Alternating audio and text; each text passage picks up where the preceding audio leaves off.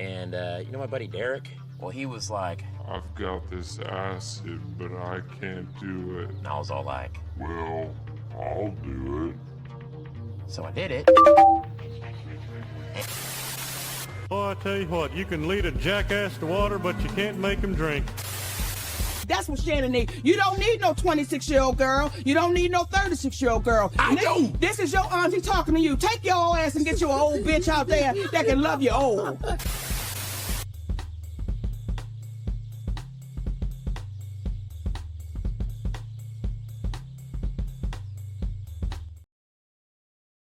Oh, well, I broke it.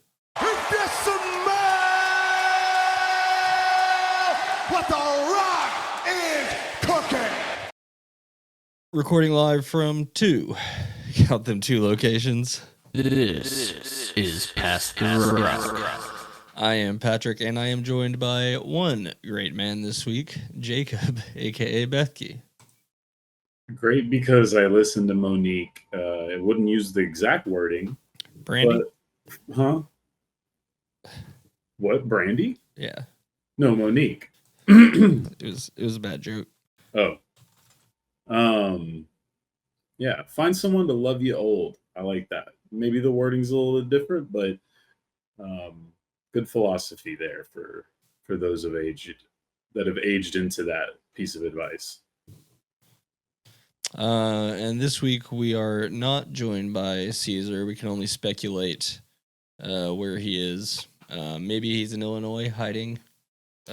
He probably is. We know that there's a good chance that he got on a plane. He could be also trying to track down the wondrous Victor Wembanyama on his side quest throughout the world in order to collect all the Dragon Balls. Hey man, somebody's got to do it. Yeah, so we'll kick things off here, I guess, as we have been a little bit with some non-sports. We did see the release of the Naked Gun sequel, kind of. I don't know. I guess Retool. you would call it a reboot. Because, I haven't seen it yet, but from what I understand, it seems like they're drawing from the original canon. I mean, yeah, absolutely. There's some enough references back to the first one. A lot of quality jokes. Happy Gilmore 2 level? It is Citizen Kane compared to Happy Gilmore 2.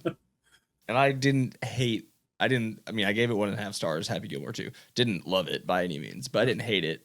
I think I either gave this 4 or 3.5, which are pretty high in my stupid little rating system. So yeah, it was very funny. I think Kiva Schaffer did a great job with it. Schaffer probably. I mean, this is what the greatness of a comedic generation can do once they get older. You have one member of the Lonely Island over here making this kind of stuff. You have one of the new whitest kids you know making like the scariest movies on the planet. Yeah, what the hell? Like, I guess Jordan Peele kind of falls into that similar, like. Yeah, that's fair. Peele, he's definitely in that era. He turned into that. But no, it's good. If you enjoy the first one, you're gonna like this one. So that's pretty much all you need to know. If you've never seen the first one, you might like this one better. I think the way they handled, you should definitely go back in time and the way they handled the OJ of it all was early and perfect, and then just don't worry about it again. When was the last Naked Gun to be released? 33 and a half. OJ? Wait, I would think it would still be right. 33 Naked Gun, 33 and a Was he a third. part 94. Of 33? Oh yeah, that's a year before OJ. I think 95 is OJ. Yeah, he's still in that movie as Nordberg. So yeah, but they handle that perfectly. And like I said, it's pretty early, pretty quick. They don't beat that one too hard. They get it out of the way. Liam Neeson's awesome, obviously. Yeah, I think so. I think that he's also got another like comedy, like that's kind of like a spoof of The Thing, or it seems like a funny version of The Thing is kind of what the vibe is. I can get into that. I saw that today. Yeah. I don't want to, obviously it's not the type of movie where you're like, oh, the story is just incredible. You know, that's not what they're going for. No, I think I saw someone tweet that it was it was like 150 jokes per minute, and they probably hit on 70% of them though. I think that it hit higher. There was jokes rapid early. It does bog. I would say the only slight criticism was I think there's a little too much of it just being about Liam Neeson and Pamela Anderson. Well, now they're a real life couple, so it's maybe better for the movie, right? We'll see. But that's not a big complaint. That's like if I were to perfect something that's pretty damn good, that's what where I feel like my effort would go. They did insert one scene that's, if you ever seen Hot Rod and you get to the Cool Beans scene, you're like, what just happened there? They have at least one what just happened there kind of thing, and I liked that a lot. I think that when Hot Rod first came out, it was definitely kind of came and went in the mass audiences, right? And I mean, it was a flop by all means. Yeah, but even like for kids, like I think I was right in that age. Well, I didn't even know it existed till it was on DVD. So that's fair. I think I saw that one in the movie theater, but I might have seen that at a friend's house when they got the DVD, and like we were aware of, I think maybe the Lonely Island stuff. I don't know. I don't even remember how big it had been. Yeah, Lazy Sunday was really early, so you would have known about them already. Yeah, I guess it would have been after that for sure. And so, I remember watching it. And it was pretty funny. Enjoyed all the stuff, but I put that movie down for so long, and then re-picked it up eventually, almost all based on the Cool Bean scene, because that had just. Maybe I was a little stoned when I watched it the first time. Very possible. Well, I mean, it's jarring. It's not a scene you would see in any movie that wasn't made by one of them, really. So, it's definitely I don't know, man. I feel like there's some art house directors that might have tried to pull off something quite that. Yeah, for sure. But it would have been like to terrify you. It works best in a comedy. Yeah. I don't know. It's kind of terrifying in a comedy. I loved it I loved everything about that movie from day one. When I saw it, not when it came out, obviously. That movie's aged well for a lot of reasons. I mean, maybe there's some jokes that haven't, but there's all the people in there have. I don't think there's too much in there that doesn't play. It was already in that moment, later into the early parts of that moment. That's okay. If it's 06, yeah, that's a little different. 06 or 07, it might have been 07. Yeah. Could have been 08. Let's find out. Who could ever figure out when a movie came out? Yeah, I don't even know if it's possible. 2007. I think it's aged very well as far as everybody who's a part of that movie. And I'm just a nerd for that specific type of humor, so for me, it's the gold standard almost. No, I mean, and I think that's probably why, like, almost you go through the whole cast list, and they've almost all been super uber successful as individuals at this point. Other than like, what's his name? But even the third Lonely Island guy, even he's fairly well accomplished, right? I mean, yeah, Jorma Cohen's been in a lot of stuff. Kiva typically directs stuff. He doesn't act as much. He was like the main creative behind a lot of that stuff, if I remembered correctly. I don't know. I listened to their podcast with Seth Meyers going over like mostly the digital shorts. They did a big 2-parter on Hot Rod, which is definitely worth getting into. But it really does sound like, just depending on the project, it's anybody's game who's the creative force behind it, and the other two just are like, all right, we know what you do, so we can accent that. Makes sense. They at least play it off really well to where it sounds that way. And I think if you watch a lot of they do draw comparisons with Alvin and the Chipmunks quite a bit as far as the characters of Alvin and the Chipmunks. That's probably very true. The loudmouth front man, the smart one, and then the other one. Yeah. I think Yorm does a lot of the beats also for the music stuff. And so obviously you're not gonna probably off the top of your head just know that unless you're doing some deep diving. Was he in the movie? Feels like they would have thrown him as a bit part. So I don't know if I saw him. He's been one of the more successful bit part players. Because his face is very recognizable. Andy was in it for like half a second as just his face, I think. But yeah, I don't know how much crossover there was with this. They're all busy guys working on their own things now. Yeah. That's the sad part. It's really funny, man. I got all off track here. Just want to pull up the cast list. Make sure I remember everything I saw on Sunday, which was only 4 days ago. Nice. Sunday I went and got oh yeah, CCH Pounder from The Shield. She was awesome as police captain or whatever. Chief. Sorry, she's a chief. Yeah, dude, don't drop rank. You know what I mean? And then it was weird seeing there's the wrestler Cody Rhodes in there. He did okay. Okay. I've seen worse wrestling acting before. Sure. Well, I didn't recognize that it was him, but something felt off, and then later I saw in the trailer or in the credits it's him. I'm like, okay, I see why that felt weird. Probably because part of me knew who it was, and the rest of me was like, what's going on here? Like me with all the golfers and Happy Gilmore too. Yeah, probably similar, except it's not like cameoing as himself in this one, so you don't he's have just like trying the to get context. You're just like, I think I know that face, but I've never seen it. He's trying to launch a career that will one day destroy. I've never seen him with a shirt on, so that's probably fair too. And I think it's also like he's trying to launch himself into a career that will potentially maybe destroy a comic book universe similar to The Rock. And of course, just like the first one, we get Weird Al cameo playing himself, kind of, and then they run an extra gag with that after all the credits. The credits themselves have a bunch of jokes written in there. Like, did they make a joke about? There's something that's like the set dress, or it says set dressing, and it credits whoever, and then it says like, or it said something, then it said salad dressing, and it was just like, Caesar ranch, just dumb little jokes like that throughout the credits for fun. That's good. I appreciate them wasting time like that. I mean, is there post credit scene? Yeah, that's what I was saying. There's they do. Yeah, you get something at the very, very end also. Oh, nice. Mid credit scene, post credit scene. You got to fill the time. And people are gonna wait for it. Of course, I'm always like, when the lights come up, immediately phone open. Is there a post credit scene? As you should. I didn't stay for the second Fantastic Four one. Well, I'll see that eventually. Some nerd will probably put it online. Why would I want to stay for them? I mean, if I know it's there, I'm gonna stay for it because I already paid the money to be there and all that. But yeah, I did get teabagged by Galactus. At this point, I assume every movie's gonna have one. So yeah. I didn't realize though they credit Moses Jones as not Nordberg Jr.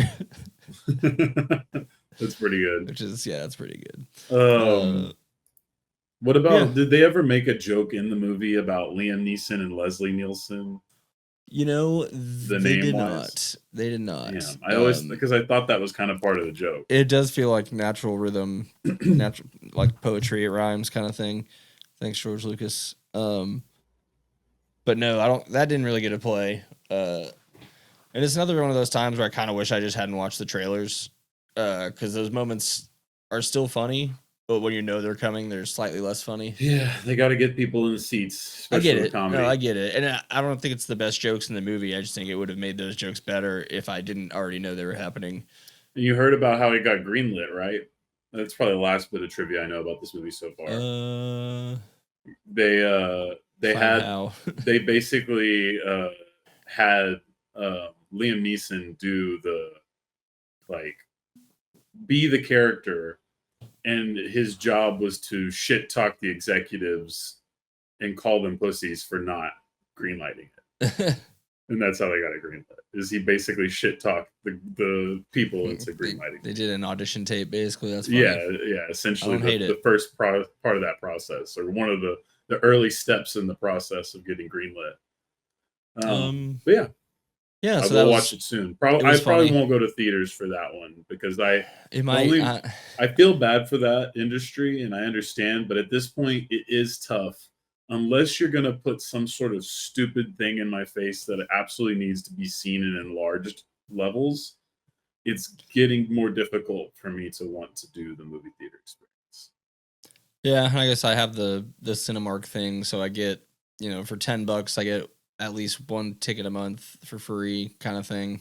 Yeah. No, I mean, and those roll over, and that's worked out nicely. But I don't know. I think there are some movies that are. I mean, most movies are made to be seen on big screens. You know what I mean? So I at least try to for the movies I really like or think I'm going to really like, or dumb big action budget stuff. That's where I'm because I'm not. The thing is, I'm not going to watch Fast and the Furious on that TV right there. or on my Yeah, iPad. yeah, I'm yeah, never yeah. going to do that. Zero out For of sure. 0 times am I going to do that. But I'll absolutely watch a comedy on these things. You know, I'll absolutely But get into some of these other things. I will say Naked Gun obviously has a bigger budget than most comedies would. Yeah, that's fair. This one's probably more action than anything, or a little more action than you would usually get. Yeah, yeah. Anyways, so that was cool. And then a couple days ago, we got the return of King of the Hill on Hulu. I've only watched about half the season so far. Hulu for now. Yeah, Hulu, which won't exist as of when is that? Next year at some point. Yeah, just it's already pretty much all on Disney, anyways. They're just Mm. they're finally getting you off the Hulu app and mindset. The Although I ESPN wonder, stuff are they is still all operating over as like a studio? there. Yeah, like, King of the Hill starts with Hulu presents. You know, it's not Disney presents. So yes, I don't know this for a fact. Maybe this information is already public, but I'm gonna guess that because it's easier for them to brand some of the stuff on their Right, they keep Hulu for specific. it types makes of it projects, easier yeah. to because I mean Disney Plus is, you know, you get on there, you've got your Disney, you've got your Star Wars, you've got your Marvel, and you got like Nat Geo, right? And like and so they're all kind of sectioned out, and then CNN I think is like part of this package now. There's a lot. Yeah, I know going on ESPN and Disney Hulu. Plus. ESPN and Hulu are both there. Yeah, ESPN is now almost fully a part of it. It's But have you gotten to see any of the new King of the Hill yet? haven't got to see any of the episodes. I've seen plenty of the clips, and I've been enjoying everything so far. I'm gonna be honest with you. It's gonna be difficult to get past the non-Johnny Hardwick stuff. Yes, I would say that's the one thing that's like I haven't gotten used to it yet because it's weird. Because even when it is him, I don't know if you had caught anything from him in the past 10 years, but he didn't quite sound the same. So even the stuff that is him doesn't really sound right either. And I don't know if it's like this time it's him, this time it's the other guy, or if they did some kind of. From what I understand, it's the first 6 are him, and then the last whatever are not. Yeah, but I'm guessing over time that you'll get used to. It's just Well, I'm There's sure like there's plenty of it's weird like- it's changes like- to the show. Not really. I mean, everyone's it's, older. It's obviously obviously. everyone's older. It's written a little bit differently, you know, because the writers are older. Mhm. Or either the writers are older or they have younger people also writing, you know. Then but I've liked the it so feel-good far. vibes are trying to be back in our. I've liked it so far. Pretty much everything's made sense to me. I don't feel like they've ruined any characters or anything.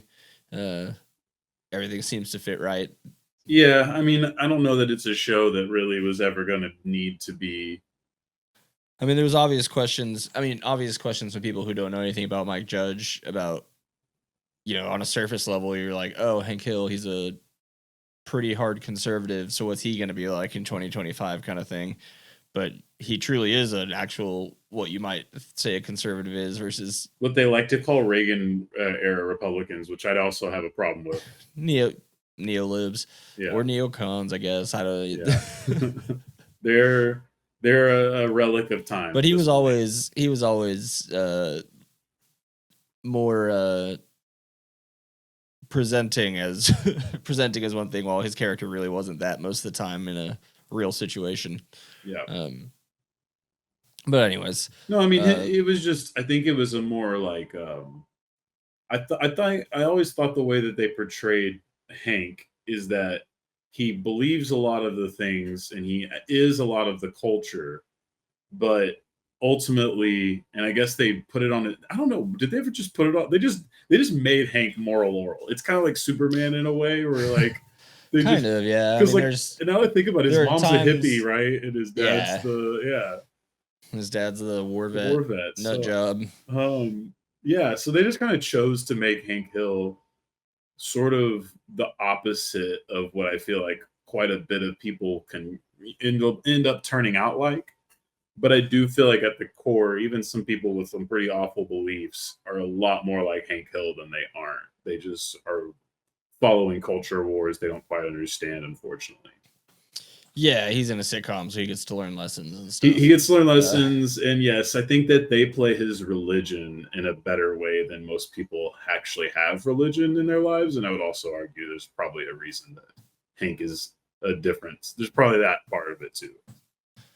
Yes, I do love their portrayal of the Methodist Church. It reminded me of a lot of the things it's all good except for the anti-Halloween one. We didn't really have that. I don't really know where that comes from. Yeah, there's that one. I had to. That one wasn't. You never in had our people that you had to hide the subculture. Harry Potter stuff when they came over. Oh, definitely not like that. I mean, their yeah. parents might not let them read it or whatever, but it wasn't ever like, I'm going to do anything about that.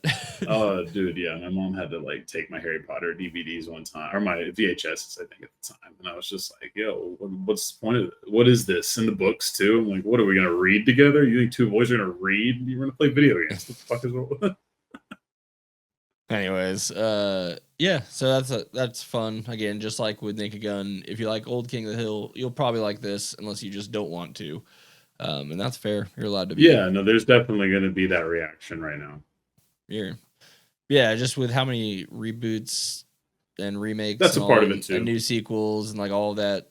This one's way higher up there than most of them. So, and I think has also been in development for a very long time, which is probably why it's a little I know bit at least better. the first episode I think is written by Mike Judge and Greg Daniel. I think. I don't know about the rest of the season, but like they made sure that they're like this first one back, like they weren't going to put something out there that they didn't like. And Mike's got an incredible resume of content. So a lot of lore to rebuild in that and reestablish in that world. And I don't even remember really where it left off. It's great showing you how much things have changed while also how much things are still the same.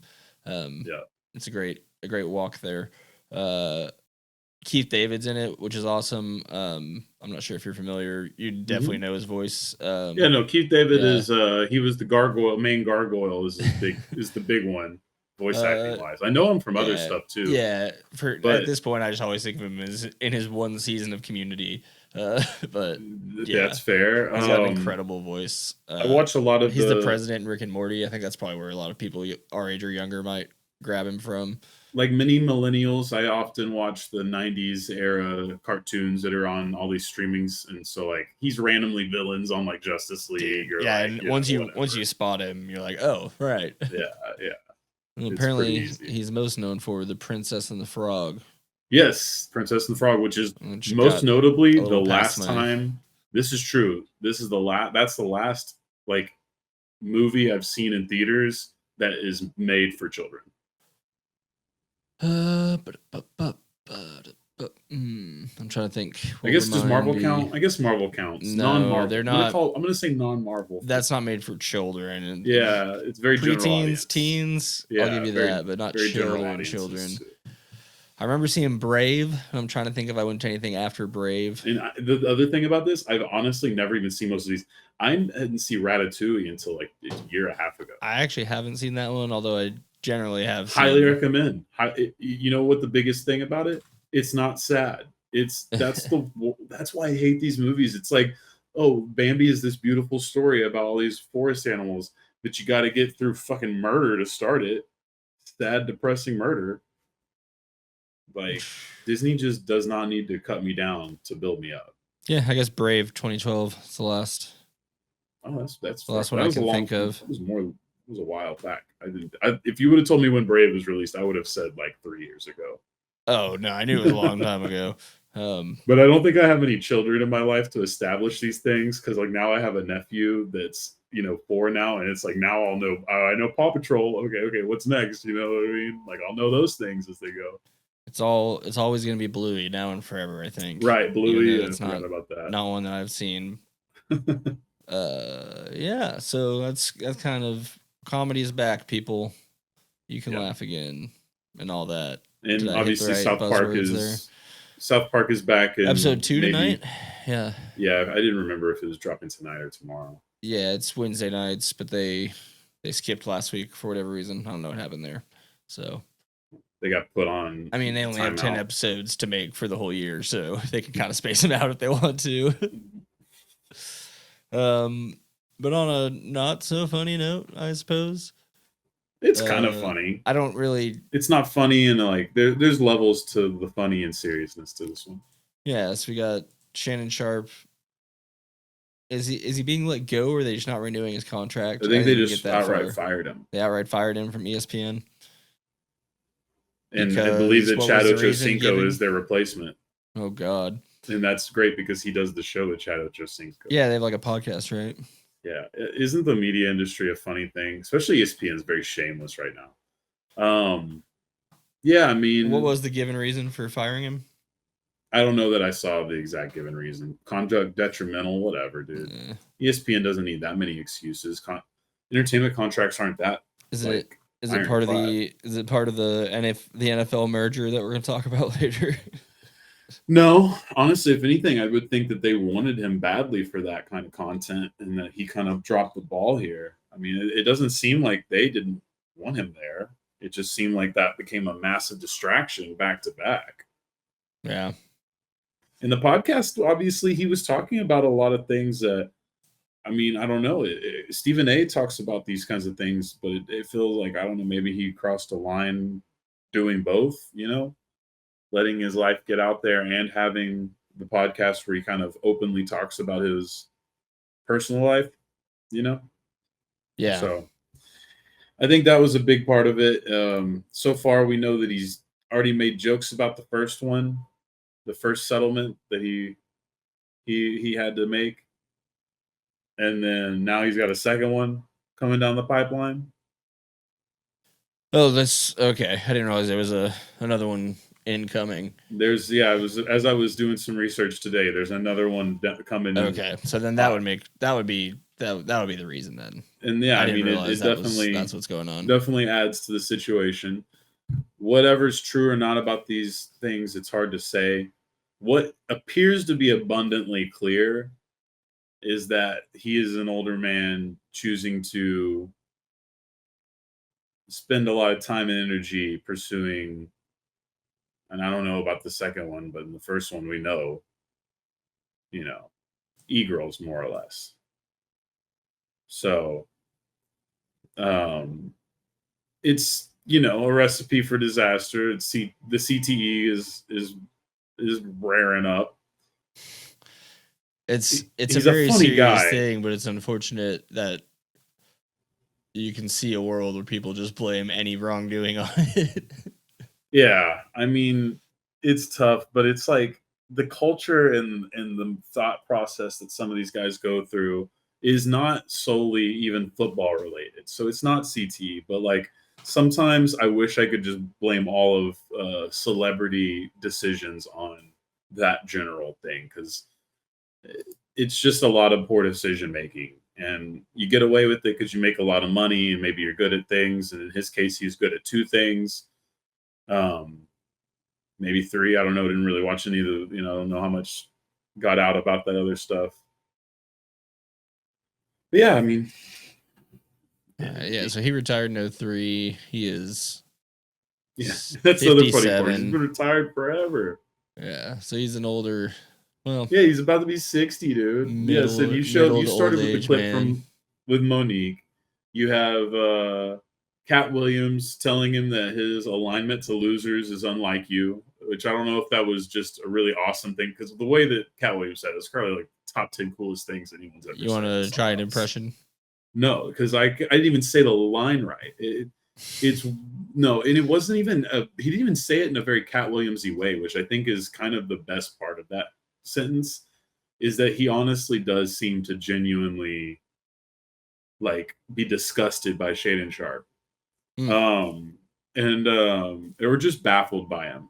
And then the little Yachty clip that I shared with you, where you have someone who's in that prime age, Lil Yachty, whether you like his music or not, he's had a significant impact on the last decade, and he's a fairly notable tastemaker for the younger kids as much as anything.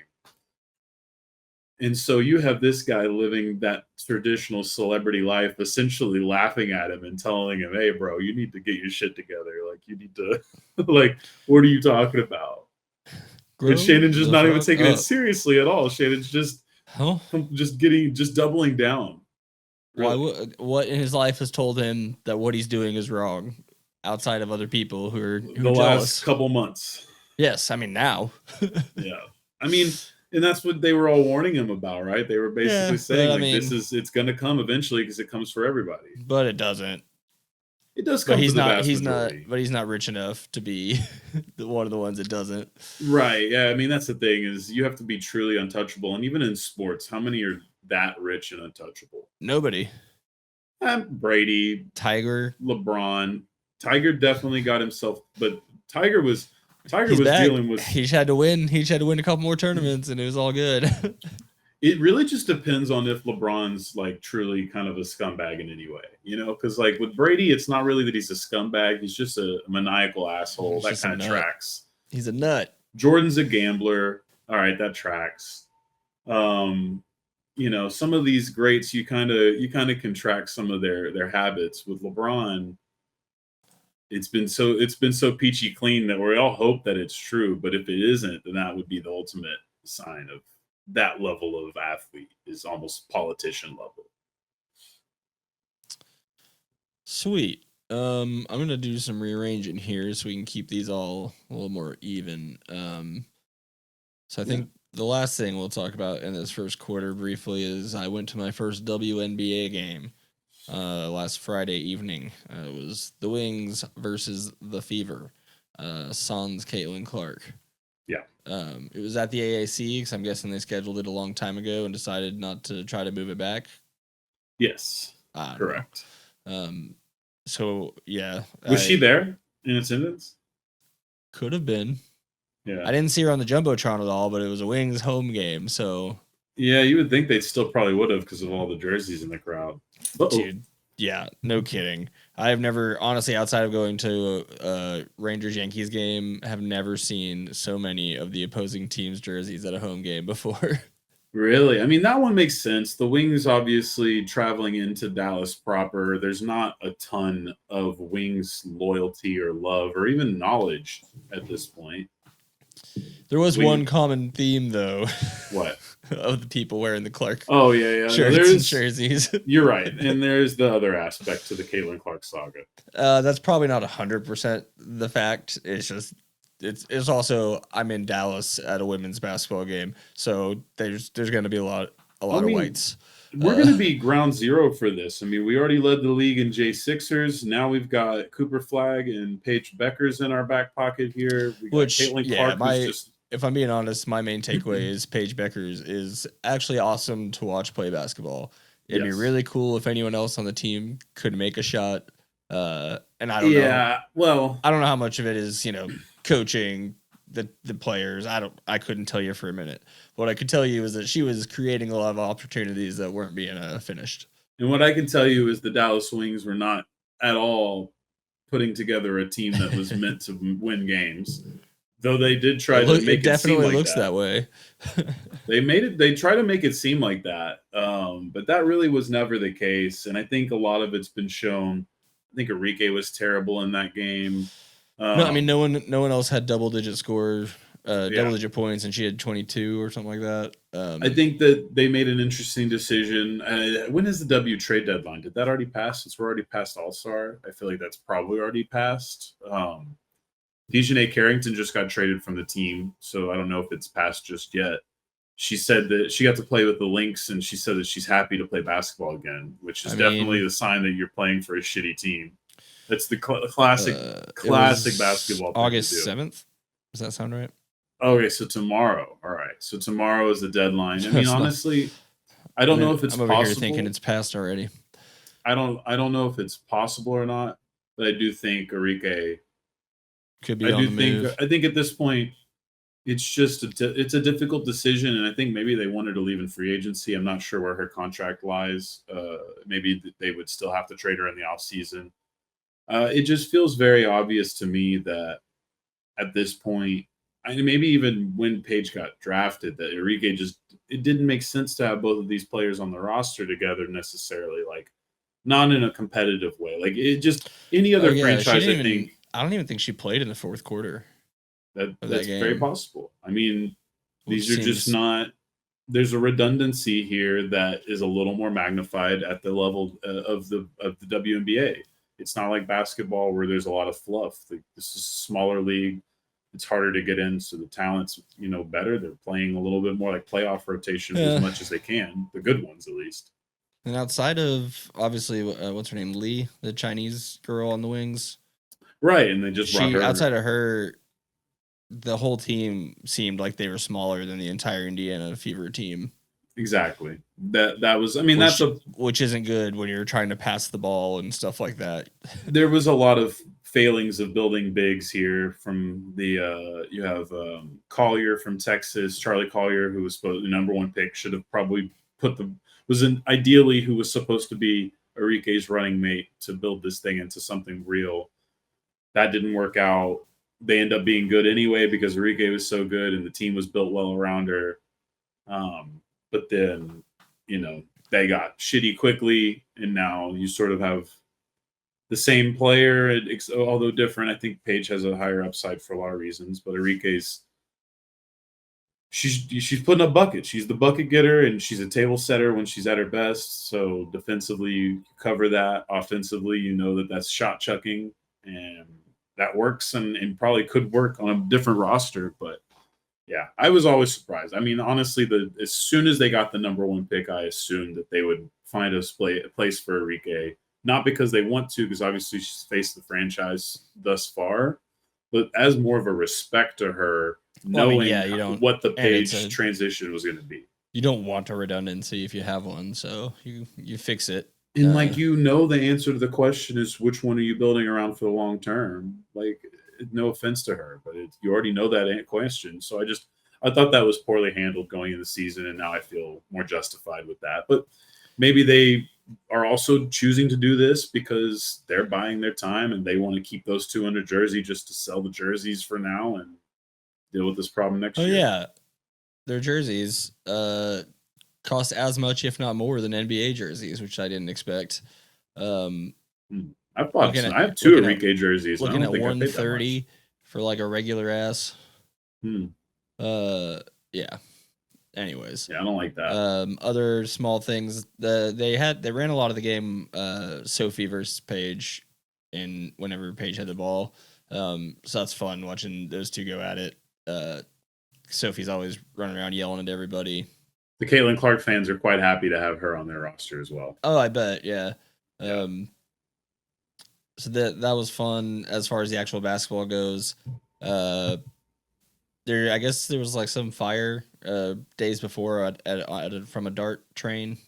Oh. So it was shut down between Victory and whichever is the other direction that I don't go. Oh, okay.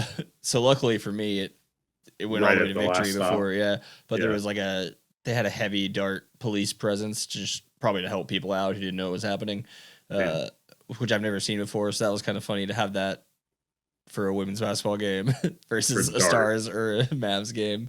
Yeah, they did the whole plaza thing that they do for Stars and Mavs. It was a nice setup. You could definitely tell that I haven't been to where they play in Arlington, but I'm assuming it's very small. They don't have a t-shirt cannon. Apparently they weren't allowed access to the t-shirt cannon because they were still doing a t-shirt toss to all the people in the lower bowl.